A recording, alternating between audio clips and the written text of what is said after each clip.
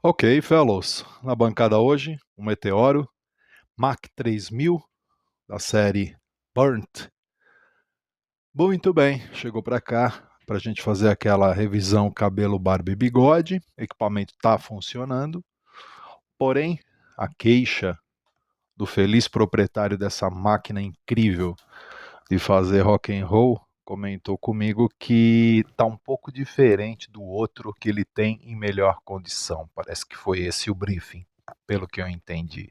Muito bem, vamos fazer os primeiros testes agora com ele, dar uma checada como é que está a, a barriga da besta e vamos ver o que tem de bom aí. Para quem já conhece, é um clássico da Meteoro, equipamento muito bom, muito forte, muito robusto. Alguns já foram passados, já deram uma passeada aqui na nossa bancada para fazer aquilo que tem que ser feito, né? É um equipamento flipped, ou seja, invertido, ele começa daqui para cá. Normalmente a gente pega equipamentos que o input está aqui e os controles de acionamento de power standby estão à direita. Nesse aqui ele é o contrário. Input, entrada do instrumento, 2 canais. Preamp dos 2 canais, equalização comum, onde tem presença, grave, médio, agudo. Controle de master e reverb de um canal, de outro canal. E aqui, o que ele chama de canal C, uma pequena alteração no timbre do equipamento, deixa ele um pouco mais sculpted, um pouco mais esculpido a equalização. Bem bacana, por sinal. Bem bonito o resultado sonoro disso aqui. Foot switch ou chaveamento no painel para comutar entre os 2 canais. Standby, power, lâmpada piloto.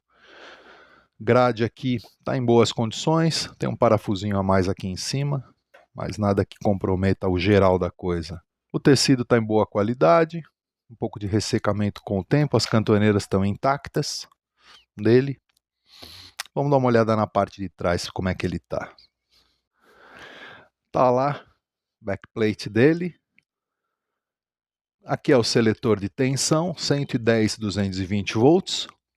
Fusível de proteção da entrada primária de rede. Soquete, onde você tem 3 pontos de ligação à rede elétrica. 2 fusíveis de proteção, respectivamente, a um lado e outro do sistema push-pull, de 3 válvulas de cada lado que esse equipamento trabalha. Saída de speaker, de alto-falante. Chave, onde comuta a impedância dos alto-falantes. Looping de efeito, logotipo, bandeira do Brasil. Parte de trás está intacta, os parafusos parecem que estão intactos, pelo menos não está faltando nenhum. E vamos dar uma olhada no que tem de válvula aí dentro dele. Parece que olhando por aqui, dá para ver que tem algumas. Vamos ver o que é que tem. Tá lá, equipamento em ótimo estado, um pouquinho de poeira, nenhum problema quanto a isso. Parece aqui que a turbina tá ok, não liguei ainda, ok? Tô fazendo aqui as primeiras inspeções com vocês. Transformadores originais, velhos conhecidos aqui da bancada. Tá com 6 válvulas, KT88 Sovitec, aparentemente todas do mesmo lote, olhando aqui uma inspeção visual delas, com todos os retentores, tá tudo certo. Sem conexão na base, isso é importante nesse tipo de válvula. 3 válvulas de pré, a ligação aqui ó, da calha de reverb está correto, aparentemente está tudo certo. Não está solto aqui atrás, pelo menos não num primeiro momento. Também com os covers de proteção das válvulas de pré. O que é que temos aqui nas válvulas de pré? Uma, duas, três. Uma Sovitec, uma JJ e uma... Vamos ver o que está aqui nessa inversora. Não dá para identificar. Depois a gente dá uma analisada aqui até em que frequência que ela oscila. Pelo menos dá para saber, pelo design aqui interno das placas, dos eletrodos da válvula, mais a frequência que ela oscila, dá para ter uma ideia de que tipo é. Normalmente nesse aqui vai uma 12AX7 ou uma 12AT7. Algumas pessoas inventam moda e colocam uma 12AU7 aqui. Depois a gente checa. Aparentemente são duas. Uma Sovitec e uma JJ. Vamos ver essa aqui qual que é. É uma 83S, essa aqui. uma ECC83S, ou seja, uma 12AX7. E essa aqui,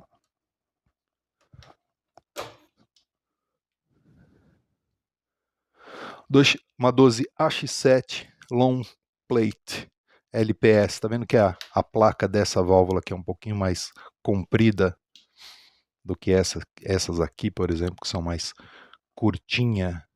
Essa aqui é curtinha, essa aqui é mais longa. Essa parte cinza aqui que é a placa das válvulas, né?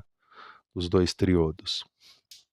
Uma característica aí, algumas pessoas optam por essa válvula aqui por ter uma sonoridade levemente diferente da que é a placa curta. Muito bem, como falei aqui, ó, a parte não tem praticamente nenhuma oxidação, só um pouco de poeira. Até aí beleza, tô gostando do que tô vendo. Muito original, o equipamento realmente parece que tá íntegro e natural. Ok, tá aí a barriga da besta à mostra, para a gente dar uma checada, dar uma olhada. O equipamento está em ótimo grau de conservação, perfeito, está sequinho, o que é muito bom.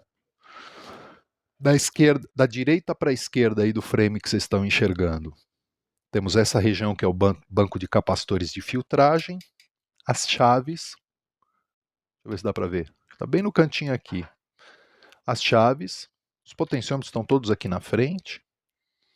Então esse é o banco de capacitores de filtragem, a região da fonte dele, onde você tem a retificação da tensão de rede sendo enviado para os capacitores, resistores de screen, resistores de catodo, aqui nessa região, com seus capacitores de catodo. Está aqui, ó, a retificação está aqui, que retifica a corrente alternada do transformador para converter em corrente pulsátil e depois em corrente contínua pelo banco. Os resistores de, como eu comentei, de catodo, de proteção do catodo com os seus respectivos capacitores de catodo, cada válvula tem um conjunto. Os resistores de screen, todos intactos. Me parece que estão intactos. Deixa eu checar melhor. Sim, aparentemente tudo certo. Andando um pouquinho mais para cá, a gente vai chegar na região de bias, onde a gente acerta o ponto de funcionamento das 6 válvulas de uma única vez. Circuito de send e return nessa região de cá. V1, V2 inversor, os soquetes das válvulas. Aqui você tem as 6 válvulas, com os grid stoppers direto na válvula, legal. São 6 válvulas KT88, como eu mostrei para vocês anteriormente no vídeo. Aqui o circuito da inversora, está nessa região de cá. As válvulas de pré são ligadas diretamente na placa principal. Essa placa principal é muito bem feita. Os capacitores aqui, ó, já usa de uma qualidade um pouco melhor do que alguns modelos que chegam. Já está legal. Clipping de distortion. O efeito da distorção ocorre nessa região de cá. Sonoridade do canal lead, né, ocorre nessa região de cá. Os respectivos amplificadores operacionais para entrada, clipping por LED, aparece nessa região de cá. Deixa eu ver se vocês estão vendo no frame. Então, tá bem no cantinho aqui, ó. Tá vendo que tem 4 LEDs aqui? Isso aqui é a clipagem por LED e depois a clipagem por diodo ou ponte, que ocorre no sistema de distorção, semelhante ao circuito de overdrive, alguma coisa nesse sentido. Capacitor de filtragem da alta tensão que vai para as válvulas de pré. Linha de rebaixamento de tensão. Você pode perceber que vem um fio laranja, ó, que vem direto da fonte de alta, chegando até aqui a placa. Esse é o primeiro drop de tensão que derruba num resistor de 10K para alimentar a alta tensão do pré, junto com esse capacitor para filtrar essa tensão para as válvulas de pré.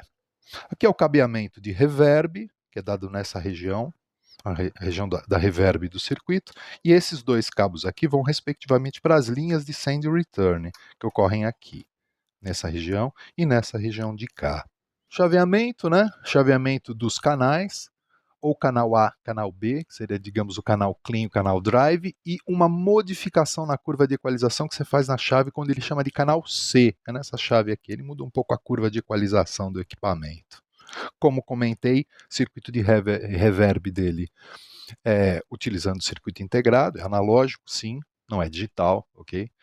Então é um equipamento digital tradicional, analógico tradicional, com parte de tecnologia analógica, da mesma que a gente usa nos nossos pedais. Parte do equipamento é valvulado, que daí o seu tempero incrível na sonoridade, e uma potência, estágio de saída totalmente valvulado, com 6 válvulas KT88, que promete lá seus 200 watts.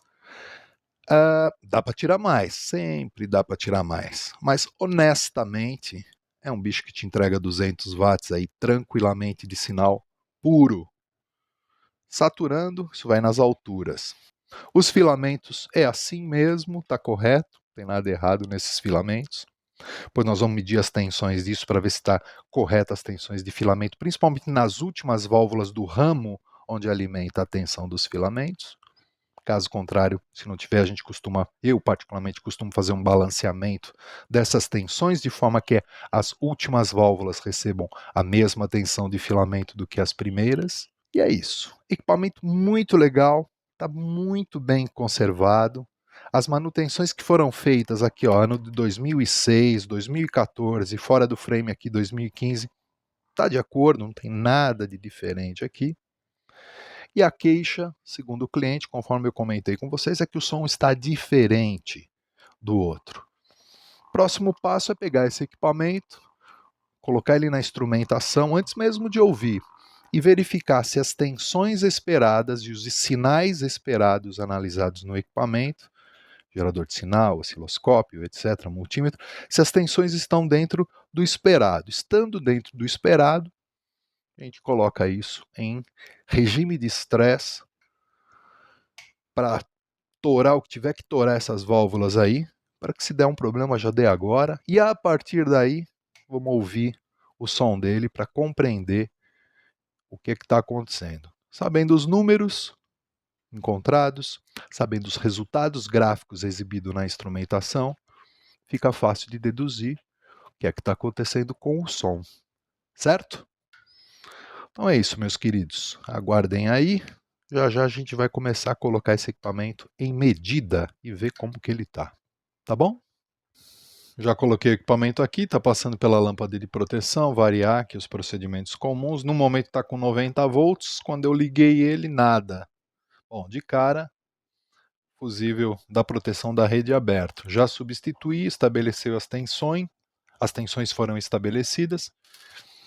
E aí comecei a fazer algumas medições, fazer aqui junto com vocês para vocês terem uma ideia, o princípio das coisas. A primeira coisa que a gente tem que identificar é se está chegando corrente a tensão, né?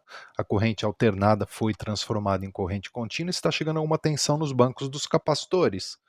Chegando nos bancos dos capacitores, a gente já começa a ter uma ideia de que se o circuito de retificação está correto, né? Então, vamos dar uma olhada aqui. O bicho é meio bruto, hein? Olha lá. 600 volts quase. Estou com 90 volts na rede, tá? Normalmente os testes eu faço em tensão menor para evitar qualquer fadiga. Então aqui no principal, no ramo principal, está mandando lá os 600 volts. São esses 600 volts que entram nas placas dessas válvulas. Se a gente medir aqui no pino 3 dessa de cá, olha lá, 600 volts mais ou menos por aqui, aqui também no outro, e no outro ramo que é do lado de cá também está chegando os tais dos 600 volts. Isso caracteriza que o transformador, primário do transformador, não está aparentemente com um problema de imediato que a gente identifica aqui. Outra linha de alimentação que a gente checa está vindo uma tensão negativa para essas válvulas, né? Normalmente passa aqui pelo grid stopper, mas está por aqui, ó. Pino 1 nessa válvula que ele está usando como soquete está chegando ali, ó, menos 40 volts, está ok. Então, praticamente é para todas as válvulas a mesma tensão, com pequenas variações nas perdas características dos condutores e da própria válvula. Do lado de cá do ramo a gente está encontrando quanto? 39,8. Vamos ver aqui, ó. menos 40, na prática é 39, né?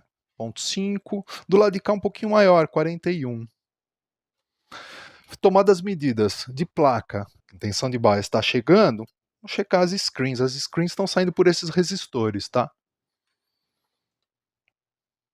Tá lá, 290 num lado do ramo, 290 está correto, porque essas screens trabalham com uma tensão bem menor do que das placas. E finalmente vamos chegar aos catodos das válvulas. Tenho dois soquetes aqui, onde eu coloco fusíveis de proteção, com LEDs de proteção, e vamos medir quanto que está nos catodos, né? Como ele passa por uma pequena rede aqui de resistores nesse de cá são 10 ohms, em um capacitor, eu espero uma tensão muito baixa aqui. Então do lado de cá é negativo, que está ligado no ground, o lado de cá passando pelo fusível, um pequeno resíduo de 1 volt, menos 0,1 volt, né? 150 milivolts DC, está correto. Do lado de cá, 0 também, porque está no negativo. E de cá, 12 volts. O que quer dizer isso? Quer dizer duas coisas. Primeiro, que os catodos estão desligados, porque esse fusível deve estar aberto. E para provar isso, está notando que tem um LED aceso aqui, ó. Esse LED está aceso aqui, ó. Tem um LED vermelho aqui embaixo, aceso, indicando que esse fusível está aberto. Muito bem, paro por aqui os testes. Por quê? Por dois motivos. Vamos lá, vamos pensar juntos aqui. Precisa ser muito... Isso aqui não é ciência de foguete, então dá para rapidamente a gente estabelecer algumas linhas de pensamento. Primeiro, se isso aqui foi queimado, chegou aqui queimado, quer dizer que houve uma demanda de corrente na rede elétrica. As tensões, aparentemente, depois que eu substituí, estão corretas. Porém, já está identificando aqui, ó, um fusível queimado que cuida da proteção de um dos lados do sistema push-pull. Esse fusível cuida de uma de 3 válvulas, das 6 de 3 válvulas, e esse fusível das outras 3, cada um por um ramo do sistema. Se esse cara está queimado, possivelmente, junto com o fusível de entrada de rede, onde houve uma grande demanda, os fusíveis fizeram o papel correto, que é abrir. Eles morrem para o equipamento não morrer. Dá uma vontade doida de chegar, trocar e testar, né? Não, está errado. Se isso queimou é porque tem um motivo. Qual foi o motivo? Vou dar um chute aqui. Deu para notar que tem um resistor ali, ó, levemente enegrecido. Ele está como se ele tivesse sido submetido a um flashover. Ele está bem aqui, ó, bem nessa região aqui. Essa região é onde tem os resistores que vão embaixo no pezinho de cada catodo dessas válvulas. Um dele parece que sofreu um flashover. Se ele sofreu um flashover e o fusível queimou de proteção dos catodos e também o fusível de rede queimou dentro de uma grande demanda, uma dessas válvulas está comprometida. Então qual é o procedimento agora? Saca 6 válvulas e mede as 6 válvulas. Claro que a gente usa equipamentos de medida testadores de válvula que não vão me dar as respostas da válvula on na demanda. Algumas pessoas já comentaram comigo, pô, mas por que você faz testes nas válvulas usando a baixa tensão dos testadores de válvula, sendo que o que vale são as tensões altas que as válvulas trabalham? Bom, é isso aí. Eu uso testadores de válvula porque é assim que se faz nesse ramo. Você tira as válvulas e testa no testador de válvulas. Se eles te apresentaram um resultado bom, as válvulas estão boas. O próximo procedimento aí sim é testar cada uma das válvulas em demanda. Como é que a gente faz isso? Cada técnico tem uma forma. Uns colocam em outros equipamentos que conhecem os valores, outros montam circuitos de teste. Cada um tem o seu jeito de testar. Mas a resposta vinda de um testador de válvula é só o início do trabalho. Não é o fim do trabalho. O trabalho começa depois que a gente passa as válvulas pelo testador de válvula. Quer dizer muita coisa não, só quer dizer que está de acordo com o que a fábrica projetou, naquela tensão que a fábrica sugere para os testes. não necessariamente indica que a válvula está boa em demanda. Pô, estão metendo 600 volts com 90 de rede aqui. Quando isso aqui bater uns 110 volts de rede, esses 600 volts pula tranquilamente para uns 750 volts. Esse bicho é bruto. Esse cara aqui ele é feito para fazer barulho. Essas características de terem acontecido isso, fala, pô, é ruim. Pelo contrário. Bom, primeiro, pô, já acho que é o quinto ou sexto equipamento desse modelo que passa aqui pela bancada. Que nem os MGV30, né?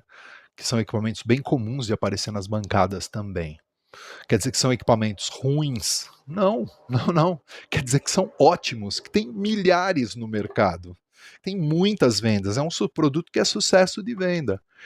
E, obviamente, um percentual deles apresenta defeitos, assim como se você tivesse num mercado fora do Brasil, onde a quantidade de equipamentos de outra marca é maior, é comum aparecerem também nas bancadas de restauração e manutenção essas marcas, porque você tem uma demanda maior deles no mercado.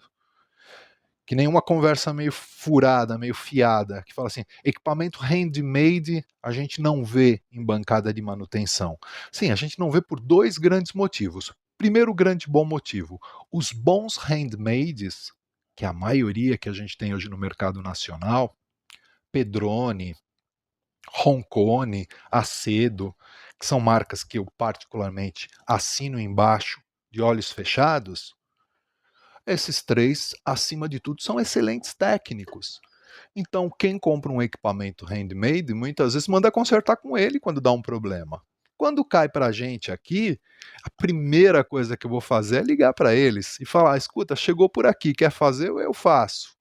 Peço autorização e, particularmente, eu não tenho muito como objetivo aqui do canal exibir manutenção de equipamento desses três handmades.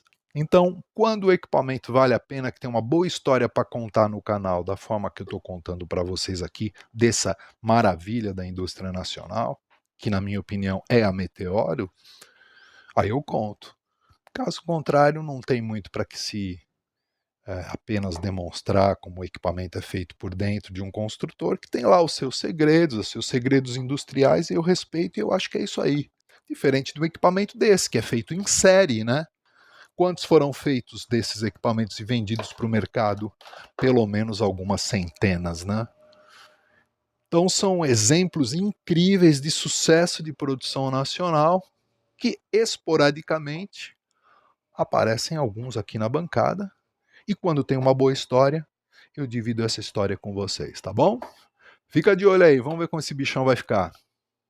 Independente de continuar ou não com o orçamento, com a análise do equipamento, alguns procedimentos a gente já tem que fazer, porque senão não dá nem para orçar, né?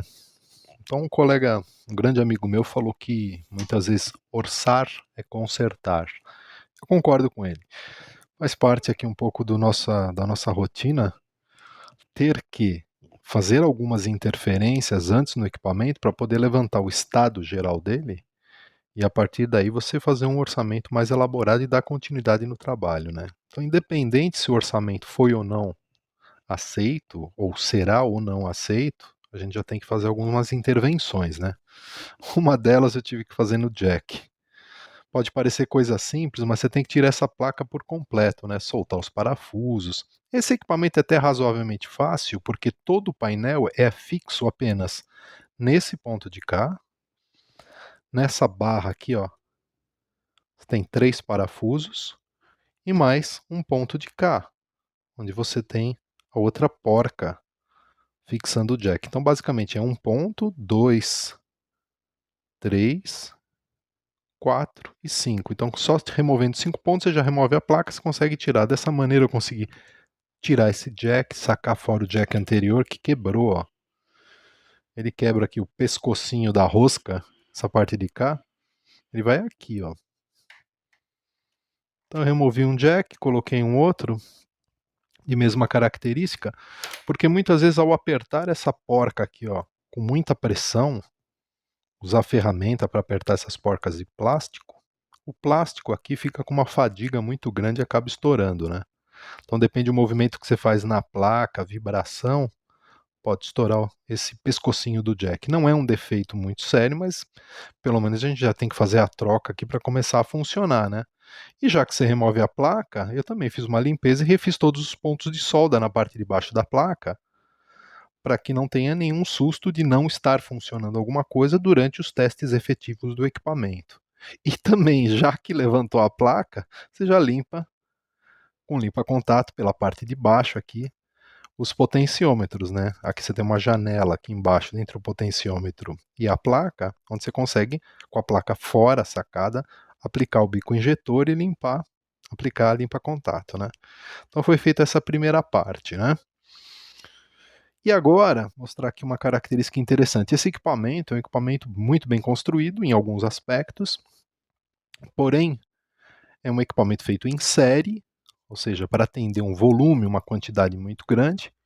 Porém, o problema que ele deu caracterizou uma forma diferente de layoutar os componentes na placa que dificulta um pouco a localização de um possível defeito.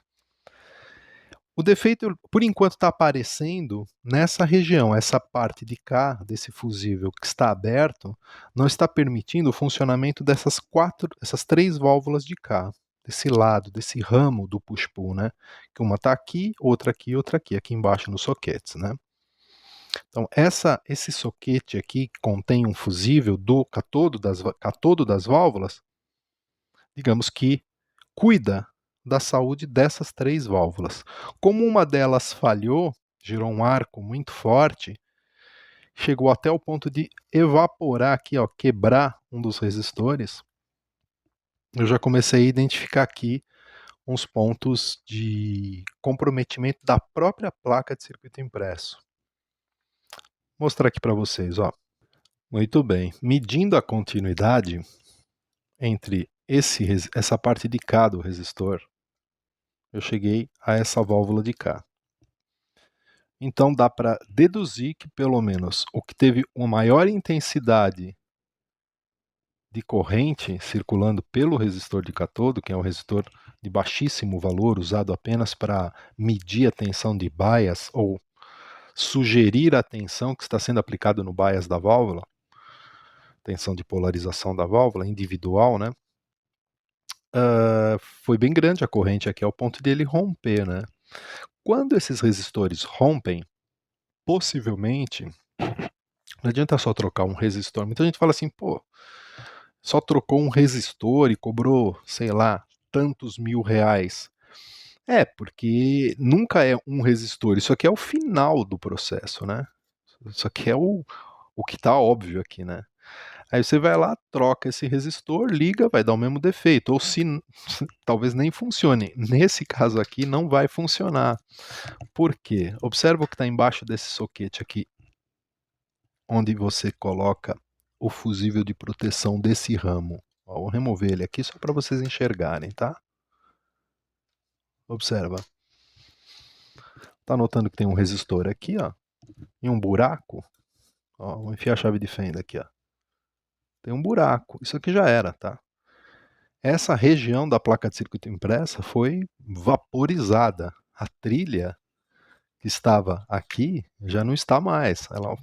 Ela, pelo arco voltaico, ela sobe por uma temperatura gigantesca ao ponto de fundir, de evaporar o metal, né? E esse de cá, se você notar, apesar de não ter nenhum defeito aparente, você vai notar uma outra coisa aqui, ó, na hora que a gente remove isso. Escondidinho embaixo do soquete, tem também um outro resistor, olha aqui, ó, que está completamente carbonizado. Ou seja, todo o sistema dos catodos dessas válvulas está comprometido. O catodo é a parte da válvula por onde emitem os elétrons, digamos assim. A gente está acostumado em eletrônica um pouco mais moderna e sabemos que o fluxo da corrente dos elétrons flui do positivo para o negativo, é chamada corrente convencional. Porém, antigamente, era mais fácil analisar os circuitos, onde você fazia o convencionamento do fluxo da corrente eletrônica partindo do negativo. Porque no diferencial de potencial, o negativo, digamos que tem mais elétrons livres. Se ele tem mais elétrons livres, eles tendem a caminhar para a diferença de potencial positivo. Então, o catodo na válvula nós que trabalhamos com equipamento valvular, nós pensamos que é por ali que os elétrons são emitidos e são recebidos pelo anodo da placa. Então, essa região logo próximo onde existe a emissão de elétrons está comprometida. Então, não há fluxo eletrônico nesse equipamento, porque como se toda a linha de catodo tivesse em colapso. Apesar das linhas de screen, que são esses resistores de K, estarem funcionando, as tensões nos anodos da válvula e no screen das válvulas está de acordo, porém ele não conduz, não tem condução, não tem o efeito de amplificação de um amplificador valvulado. Ok? Então fica aqui essa dica, nem sempre, infelizmente, é apenas um resistor, e nem sempre dá para saber qual defeito que seu equipamento tem se a gente não abrir, desmontar e analisar ele na bancada de forma minuciosa. Ok? Vamos ver como ele vai ficar? Um detalhe que acho que vale a pena ser comentado, olha, que tem uma etiqueta aqui de algum técnico, tem uma assinatura aqui de outro técnico, tem outra aqui na parte de cima, ou seja, olhando as datas, em 2006 aqui foi feita alguma alteração, depois 2014 foi feita outra alteração, 2015 outra alteração, ou seja, o equipamento ele já passou anteriormente por manutenções, né? Já teve aí algum momento que ele teve que ser trabalhado para tentar fazer com que ele voltasse a funcionar. Aparentemente, como comentei, não tem nada errado aqui, absolutamente nada. Se foi feito algum trabalho aqui, foi um trabalho adequado. Tem algumas questões que, tudo bem, funciona do jeito que está, vai funcionar, ou funcionou do jeito que estava, mas não é a forma, digamos, que o fabricante recomenda, né? Então, afirmar que esse equipamento produziu algum defeito por consequência do projeto seria leviano de minha parte. Eu, particularmente, prefiro outras formas de se fazer ligações como essas aqui, principalmente do secundário, onde vai ligado nos alto-falantes, onde a corrente é muito alta. Corrente alta e placa de circuito impresso podem ser palavras que na mesma frase não é muito bom, a não ser que a placa de circuito impresso seja projetada para esse consumo de corrente importante nos secundários da válvula. No primário, a corrente é muito baixa, não tem problema nenhum de você trabalhar com placa de circuito impresso. Mas no secundário, talvez isso aqui não seja a melhor forma. Um equipamento ponto a ponto, muitos técnicos falam que é melhor, que o som é melhor. Isso aí, particularmente, eu acho que é questionável. Para um técnico, um equipamento é só mais fácil de arrumar, mais rápido e mais fácil.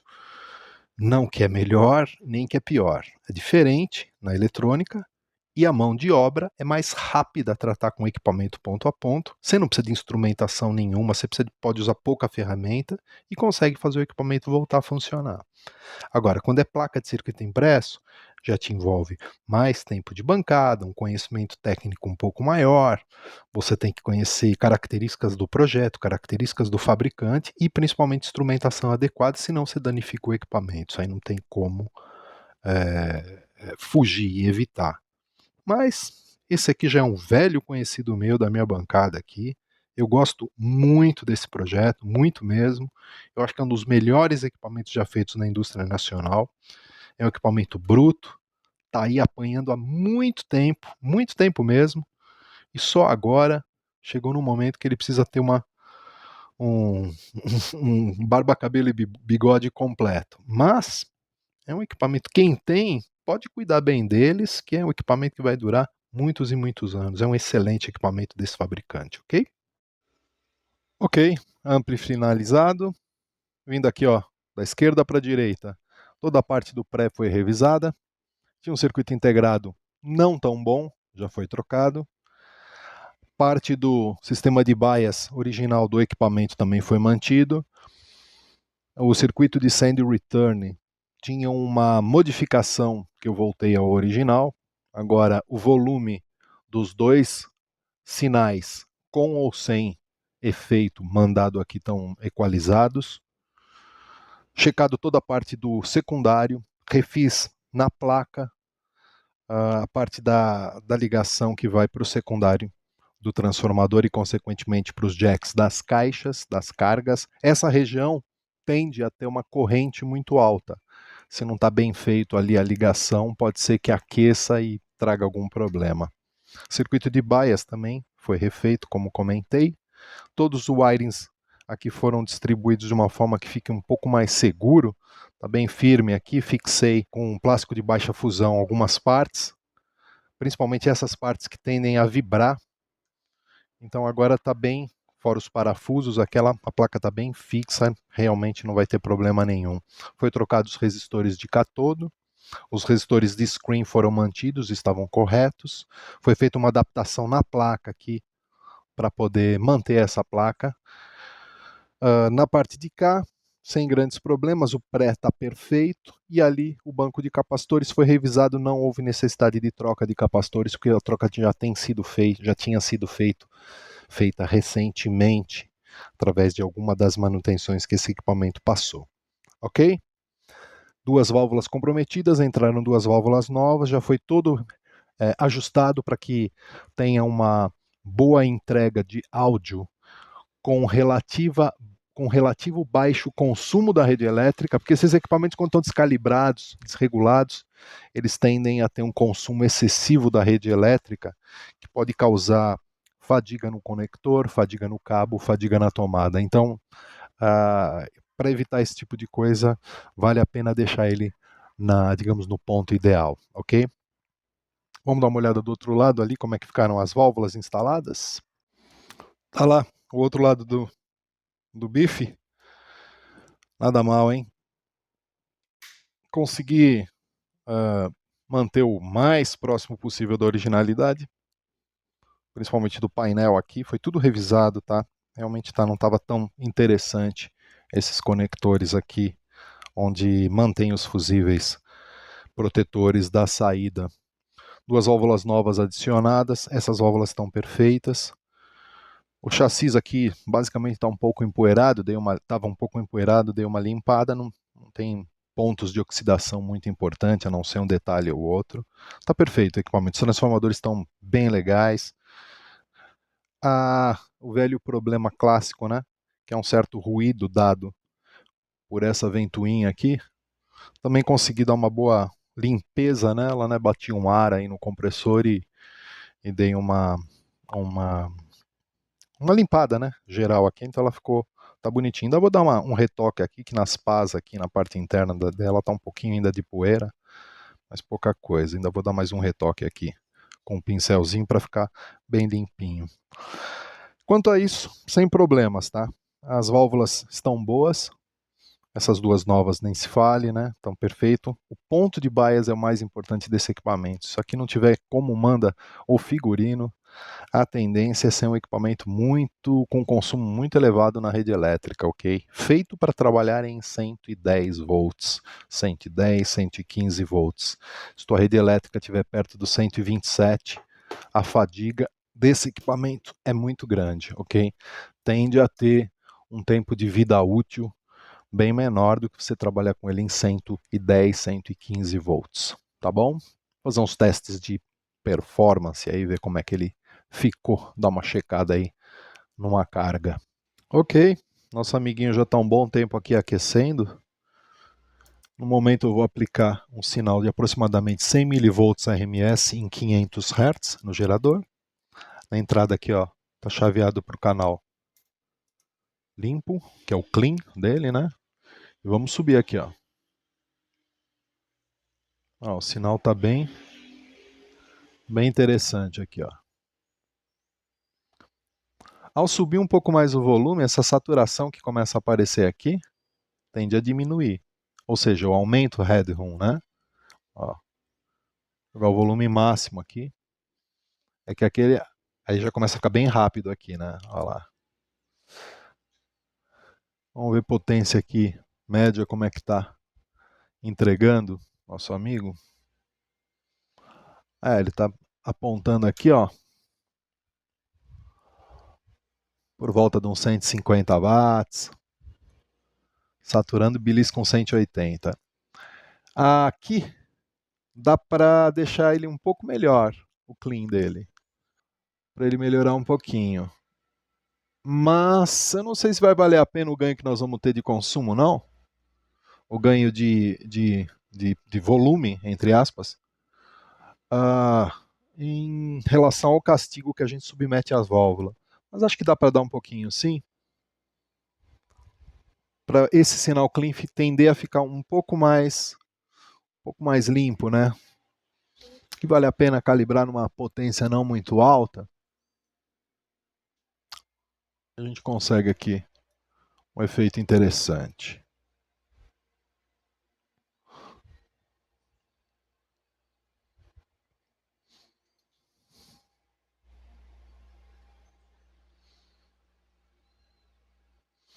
Um note aqui, a gente já dá uma certa eliminada e já era.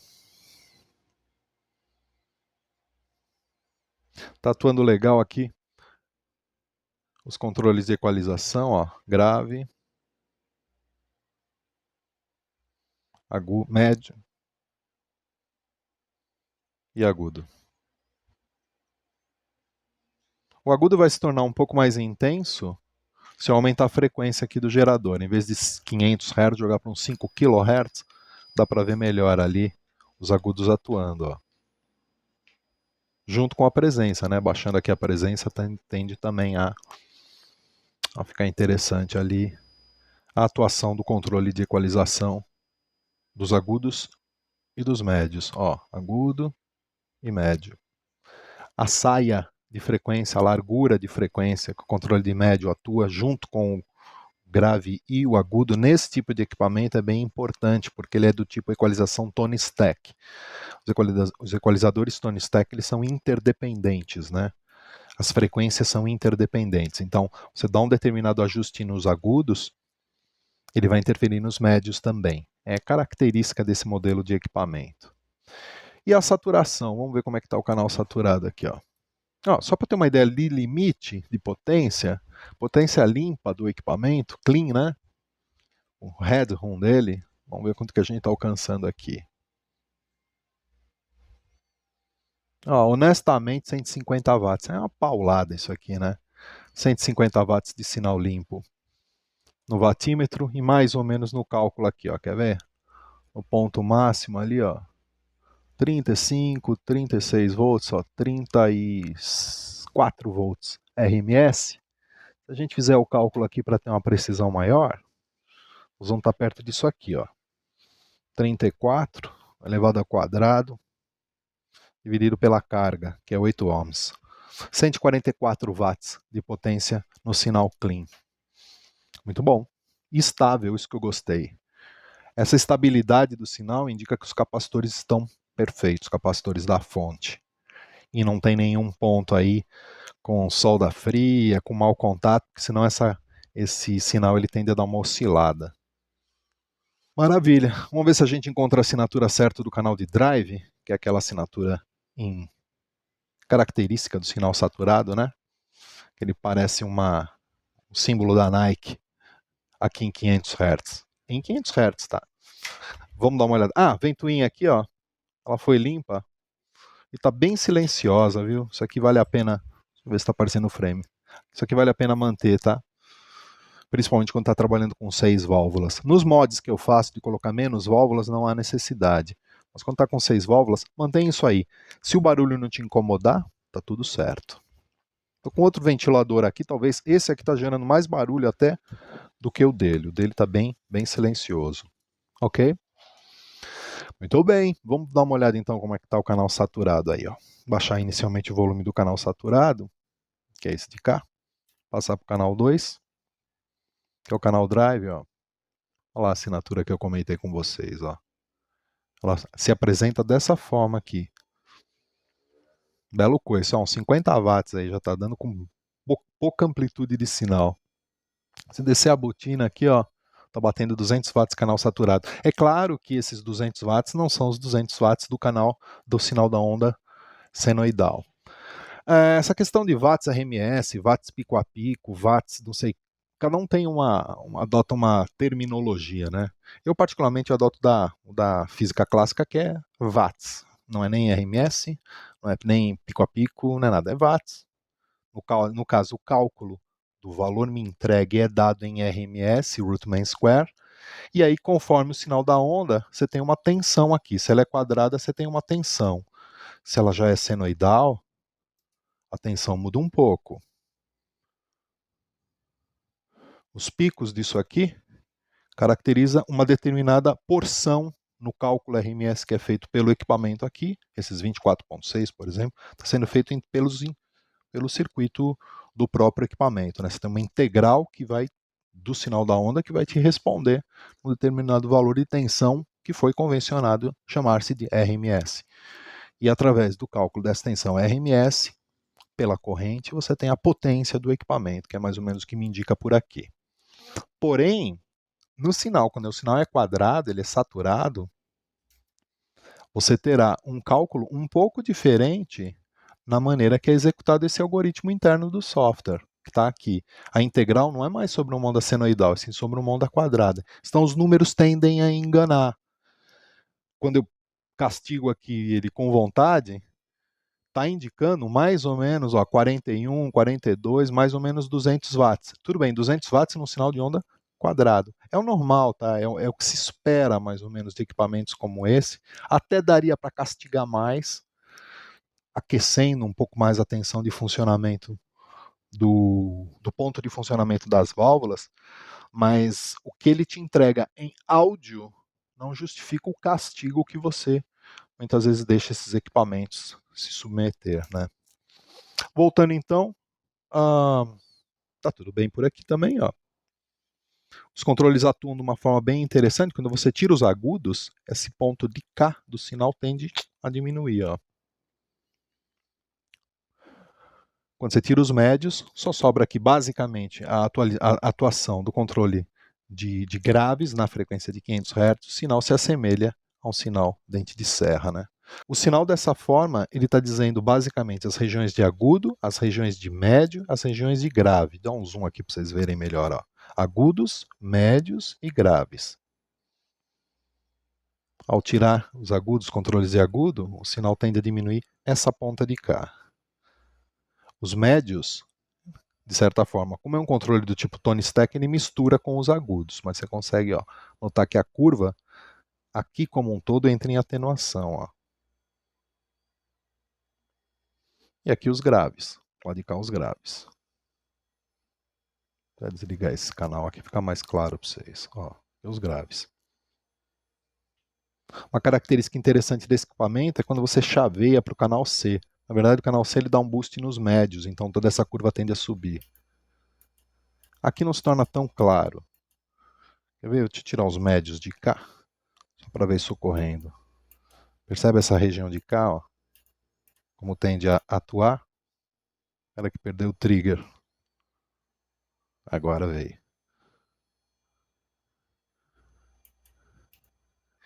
Nessa assinatura do gráfico do sinal saturado, dá um bom indicativo de quantos anda o sistema de equalização. Bom, tá perfeito. Uma bela paulada de potência aqui no canal saturado, o canal de drive e o canal clean tá muito bom.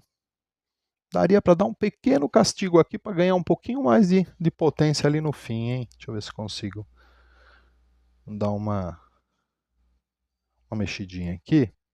Vou primeiro deixar ele com subtensão de polarização. E aos poucos a gente vai subindo.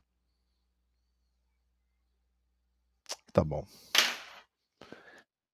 É isso aí, amiguinhos. O bicho tá bravo. Maravilha. Tá lá. mas um equipamento que ficou incrível, incrível. A sonoridade dele ficou perfeita. Os timbres do canal clean desse amp, ao contrário do que dizem por aí, sabendo ajustar direitinho aqui a equalização, pô, cara, é demais, demais mesmo. E o canal lead dele, né, nem se fale. É um canal muito bacana. Reverb dele também dei uma pequena revisão ali no tanque da reverb. Tinha umas molas meio soltas. Dei um ajuste ali na calha da reverb dentro do tanque. Ficou um pouco melhor do que estava anteriormente. Coisas normais. E é isso, o equipamento ficou absolutamente inacreditável. Assim, como são legais esses amplis Mach 3000.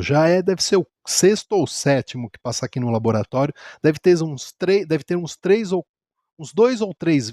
Talvez esse seja o quarto vídeo aqui no canal. É um equipamento que eu gosto muito de trabalhar. Ele é bruto, ele é ignorante, mas ao mesmo tempo pode ser muito gentil, calibrando aqui a equalização dele, e o canal clean dele tem sons muito bons mesmo. E grande destaque a esse boost aqui que ele chama de canal C. Muito legal mesmo, muito bom. Ok, vamos ouvir aí um pouco. Tá ligado numa caixinha genérica com alto-falante de 10 polegadas, passando pelo atenador ali em cima.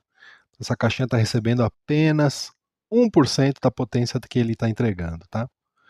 Mas já dá para ter uma boa ideia, principalmente do headroom, que ele está operando no canal clean, e o tipo de drive que ele tem no canal que ele chama de lead, que seria o canal de drive dele, ok? Vamos dar uma olhada?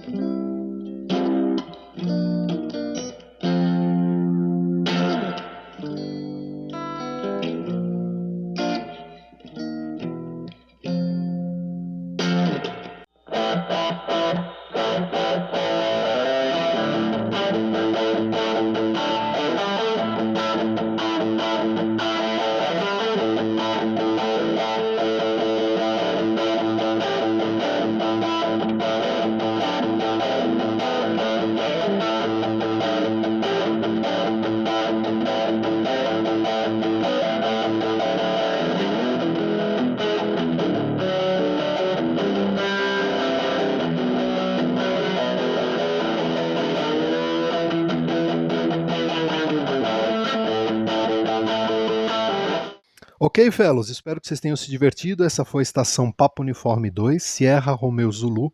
Meu nome é Silvio Pinheiro. Forte abraço a todos, meus queridos 73. Até uma próxima.